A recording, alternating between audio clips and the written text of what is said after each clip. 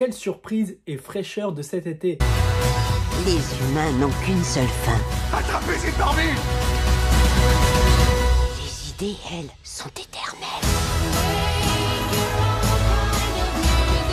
Hey, what's up tutu, j'espère que vous allez bien. On se retrouve aujourd'hui pour une toute nouvelle vidéo et surtout une toute nouvelle critique. Nous allons parler du film Barbie qui est sorti le 19 juillet 2023. J'avais été voir le film il y a pas mal de temps, pratiquement 2-3 jours après la sortie en salle. J'avais malheureusement pas eu le temps de vous faire la vidéo critique et comme là du coup j'étais en train de faire la vidéo Gran Turismo plus celle de Ninja Turtle, je me suis dit quand même pourquoi pas vous donner mon avis par rapport au film. Du coup ça sortira quand même 2 à 3 semaines après du coup la sortie en salle, mais ça ne fait rien, j'avais quand même envie de vous donner mon avis par rapport à le film parce que vraiment j'en ai vraiment eu pour ce que je voulais, c'est-à-dire que je n'attendais forcément pas grand chose du film, plus de la curiosité, et c'est vrai que cette curiosité s'est tellement bien dégagée, j'ai tellement été épanoui par le film et je pense qu'à l'heure actuelle il faudrait tellement plus de films comme ça, sans prise de tête, qui soient vraiment très rafraîchissants et qui a un but simple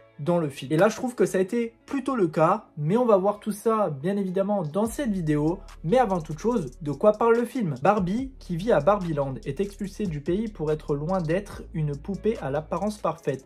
N'ayant nulle part où aller, elle part pour le monde humain et cherche le vrai bonheur. Alors, film réalisé par Greta Gerwig. Alors Greta Gerwig, c'est une personne qu'on commence à entendre parler. Elle n'a pas non plus énormément de films à son actu. Elle a Les filles du Dr March qui avait extrêmement bien marché, et Lady Bird, et son nouveau long métrage Barbie qui cartonne bien évidemment au cinéma car il a déjà dépassé le milliard en termes de box-office. Il est très proche de rejoindre Mario qui est toujours en première position par rapport à ça, mais elle n'est plus très loin avec, je crois, c'est 3 semaines d'exploitation pour le film.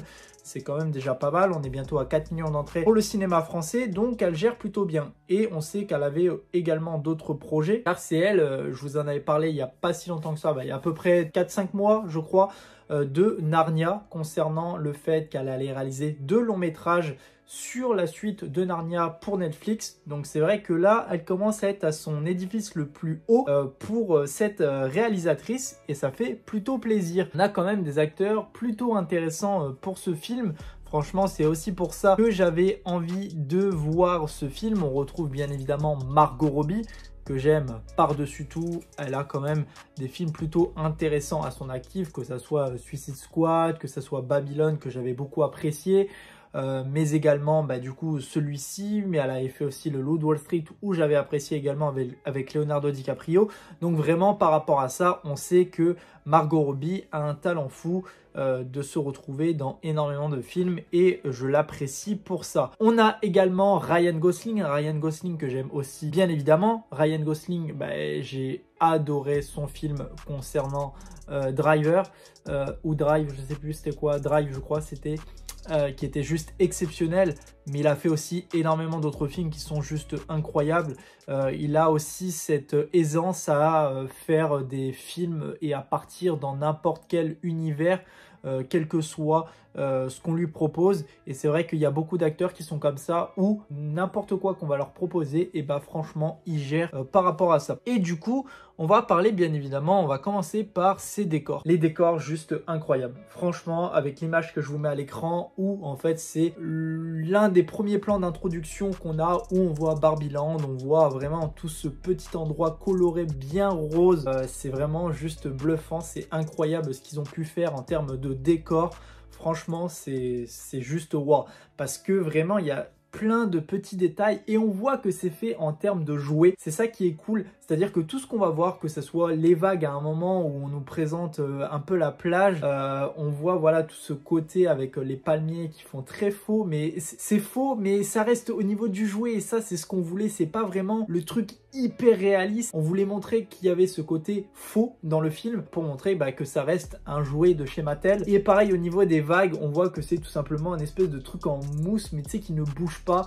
Il y a aussi à ce moment-là, mais également quand ils vont commencer à rejoindre le monde monde des humains où on a ces plans en 2D qui est juste impressionnant quand on les voit partir dans la neige, sur la mer, dans les airs. Et on a ce plan 2D où il y a juste en fait un rail qui avance avec leurs moyens de locomotion qu'ils utilisent à chaque fois, plus le fond qu'il y a derrière. Et je trouve ça vraiment très bien fait, très bien trouvé en fait comme idée d'avoir fait de cette façon-là leur périple pour rejoindre le monde des humains, que j'ai vraiment plutôt apprécié. En tout cas, en termes de déco dans Barbie Land, c'est juste incroyable. Franchement, il n'y a rien à dire. Ça respire le bonheur, la joie de vivre et j'aime plutôt ça. Ensuite, bien évidemment, on va parler de l'histoire qui est quand même quelque chose qu'on avait envie de voir si ça allait être quelque chose d'intéressant, surtout parce qu'on reparle encore une fois. Donc c'est vrai qu'il y a eu beaucoup de films concernant des jeux vidéo, mais aussi des jouets, on en a eu un peu moins. Mais là, cette fois-ci, Barbie, c'est vrai que c'était pas forcément la chose à laquelle je m'étais forcément dit qu'il y aurait un film sur Barbie un jour. Et là, on exploite un petit peu la société. C'est vrai que la société est tout de même au cœur du film. Donc c'est vrai que c'est un film qui va pas forcément être très agréable pour les enfants. Donc c'est vrai que quand même Barbie, ça existe depuis un petit moment. Donc c'est vrai que si on fait la jonction par rapport à ça, c'est plus un film qui va être axé pour les personnes qui ont connu Barbie vraiment au tout début. Et donc voilà, ils vont pouvoir faire la jonction avec ça pour se dire qu'il y a Barbie qui arrive au cinéma, mais c'est plus axé aux personnes qui ont connu les Barbie au tout début. Parce que ça va parler de la société, que ça soit du féminisme, mais aussi du patriarcat, qui est vachement très bien apporté dans celui-ci. Parce qu'on va avoir une Barbie qui va être représentée comme le stéréotype de toutes ces Barbies qu'on a connues, c'est-à-dire qu'il y a cette Barbie qui est centrale, mais on a aussi toutes les Barbies qui ont été créées par la suite, Barbie vétérinaire, nous avons eu également Barbie hôtesse de l'air, Barbie... qu'est-ce que je pourrais dire? Il y a eu les Barbie sirènes, enfin il y a eu tellement de Barbie avec aussi différents métiers qu'en fait on a créé tellement de Barbie que il y a forcément une qui est référencée comme l'une des premières Barbie, la Barbie stéréotype qui est du coup jouée par Margot Robbie dans ce film. Et juste au moment où elle va se rendre compte tout simplement que elle a son pied qui commence à devenir tout plat, que c'est plus la Barbie comme on a l'habitude de voir avec le pied voilà un peu en arrondi pour être dans des talons, mais tout simplement qu'elle a le pied plat. Et c'est vrai que justement je regardais la vidéo de Landry qui m'a fait penser à ça, parce qu'en fait j'ai eu la même sensation par rapport à ça, c'est-à-dire que cette Barbie, elle a cette façon d'être prise tout simplement pour un jouet, parce qu'elle sait que c'est un jouet, elle se questionne sur ça, et elle sait qu'il y a une personne derrière elle qui a le supérieur sur tout ça, qui est vraiment au-dessus, qui lui permet de créer toutes ces émotions, tout cet engouement autour de ce jouet tout simplement. Et justement quand en fait Barbie rentre au niveau du monde des humains et qu'elle découvre qui est sa vraie propriétaire, parce qu'elle le voit dans des flashbacks et dans des rêves, etc. Elle se rend compte que cette personne-là, c'est elle qui est centrée, qui la dirige, entre guillemets, mais au final, elle va se rendre compte aussi que il faut pas forcément une personne qui soit derrière elle pour pouvoir contrôler toute sa vie, un peu comme ce qui a été fait avec Toy Story justement, et c'est à peu près la même chose que je me suis posé comme question dans le film. Je dis mais ça fait vraiment une très belle référence par rapport à Toy Story, parce que c'est un peu la même aisance qu'a eu Buzz l'éclair justement dans le premier opus, quand il se disait être un ranger de l'espace. Pour lui c'était vraiment ça, il n'était pas un jouet mais un ranger de l'espace. Donc voilà, il y a vraiment tout ce côté là qui est mêlé, et par rapport à ça c'était un point qui était important à mettre au clair dans le film, qui a été très bien fait, comme je vous ai dit, toute cette société qui est mêlée, que ça soit justement par rapport aux Barbie qui, elles, ont le monopole un petit peu dans leur monde au tout début, comme on le voit, que justement les Ken, comme ce qui a été dit sur la fiche, c'est juste des Ken, c'est-à-dire que c'est juste un objet qui est apporté en complément pour les Barbie, parce que voilà, il fallait qu'il y ait forcément des garçons pour pouvoir créer cet univers, créer ce monde qui est entre guillemets de la reproduction, qui est vraiment une famille qui soit proposée en termes d'hommes et de femmes pour créer vraiment ce monde de Barbie. Mais après, ce qui est intéressant, c'est à savoir, est-ce que réellement Ken, c'est juste Ken, ou alors est-ce que c'est le Ken de Barbie ou c'est juste un jouet à part entière. Donc ça c'est vrai que c'est bien amené aussi là-dedans. On a tout ce petit questionnement qui s'y mêle et même par rapport à ça, au moment où Barbie va vouloir aller dans le monde des humains, elle va voir qu'il y a énormément de préjugés sur les femmes, que du coup là-bas les femmes ne font pas tout. Mais c'est bizarre quand même parce qu'au final maintenant on a une société qui a tellement évolué que il y a des femmes qui peuvent très bien faire des métiers d'hommes et que des hommes peuvent faire très bien des métiers de femmes. Enfin voilà, c'est que là-dessus il y a rien. Mais il y a une scène à un moment qui m'a justement troublé, c'est quand un moment où ils sont en train de faire du roller, voilà, à Los Angeles et tout, on les voit faire leur roller et elle arrive, elle pensait que c'était des femmes qui étaient justement en train de faire des travaux de BTP et justement non, c'était pas des femmes, c'était des hommes et voilà, et que justement ces hommes répondent en disant waouh, une belle femme et tout machin, enfin voilà, tous les préjugés sur les hommes, ce qui est totalement réel parce que dans notre société on vit vraiment avec tous ces préjugés là qui est justement apporté dans le film et c'était très bien de le souligner par rapport à ça. Au niveau ensuite, j'ai reconnu à certains moments un petit peu cet aspect théâtral et très comédie musicale dans l'ensemble, justement quand il y a les musiques etc, mais justement la scène où il y a la musique de Dua Lipa, j'ai trouvé ça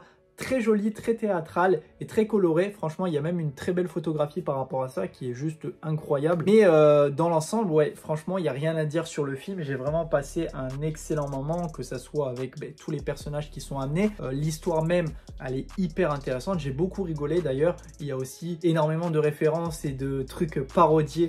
Franchement, il faut voir le film aussi pour avoir ce moment assez rigolo qu'il y a, parce qu'il y a tellement un enchaînement par moment avec des voix off aussi également qui se mettent, des pubs marketing, aussi tout le côté Mattel qui est présent, qui est juste waouh, franchement il n'y a rien à dire là-dessus. Mais franchement c'est incroyable. Mais aussi pour revenir au niveau de Ken, comme je vous ai dit, c'est que du coup, Ken, au moment où il arrive dans le monde des humains, c'est-à-dire qu'il dit, oui, il y a le patriarcat et les hommes aussi, ils peuvent avoir aussi le monopole sur les femmes et dominer un peu tout ça.